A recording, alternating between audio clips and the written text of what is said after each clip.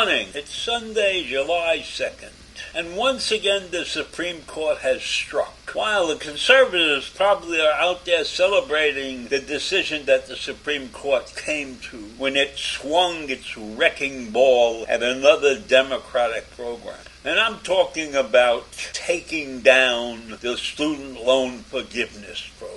Now, I'm not necessarily in favor of having that program taken down, but I am in favor of doing something about the cost of education, the cost of higher education, the costs of tuitions which rise and rise and rise. And I'm against the basic loan system that finances this education. It's a broken system because student loans have very high interest rates in many places. And you just can't get a student loan. The colleges are not necessarily the ones lending you the money. So they're being lent by, I will call them loan sharks. How about that? So we're going to continue to push the rising costs of education to the private borrowers. And that system really knows very well that those students will probably never be able to repay those loans.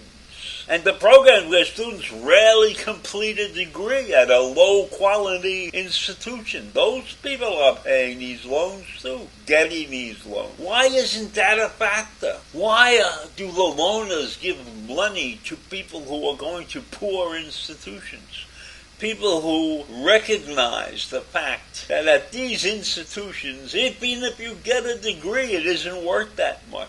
And what about people who are taking loans to go to online programs or certain degrees that provide very little value because of the job that you're going to lead them to? There are many jobs that don't pay a lot of money, yet students are going to those schools and getting those jobs, and they don't have a chance of paying these loans off. And even if you go to a great school for your master's degree or your professional degree, like doctor or a lawyer or something like that, the quality of education is great, but the tuition that you have to pay is simply too damned high. And I'm telling you right now that fixing these problems is not easy. It will not be easy to fix these problems, because fixing these problems will require compromise, will require Democrats and Republicans and states and cities and whatever working together to fix this problem. And of course, the institutions are not necessarily going to be very cooperative either, because they're collecting these monies and they're paying their faculty and their workers probably very well by collecting this money. So of course we have a conundrum here that is not likely to be solved. And the problem that we are facing right now has not been solved by stifling Biden's forgiveness program. This decision is only going to make the problem worse, because it has set a standard now that the loners can get away with murder. Why in this decision wasn't there something said about the rates, the horrendous rates that these loners are charging in many cases? The lenders, the loaners, whatever you want to call them. So the bottom line is that we have a terribly broken system here. And I am wondering if there isn't a better way to have done this thing. Maybe it would have been palatable to the Supreme Court if all the people that got loan forgiveness were going to give 5 years of their lives to government service of some kind. How about that? How about I get that loan forgiveness and I join the military, or I join some other government organization that needs help, or maybe I just become a construction worker and help on the infrastructure in this country. If I guaranteed 5 years of my life, would that have satisfied the Supreme Court? I'm not sure. I'm not sure that they would ever be satisfied with anything that was coming down the pipe. But certainly the rip-off of loans is a terrible situation. And if the Supreme Court had even said, you know what, you can forgive the loan or an interest portion of the loan where the interest levels are above this and above that or below this or whatever it is, but just to strike the whole thing down without coming up with an equitable solution. Wouldn't that be a wonderful thing if the Supreme Court was able to make some recommendations instead of just striking things down and going on their business, going on their way to the next decision? That would be a wonderful thing. But they don't do that. They make a decision based upon their interpretation of the law.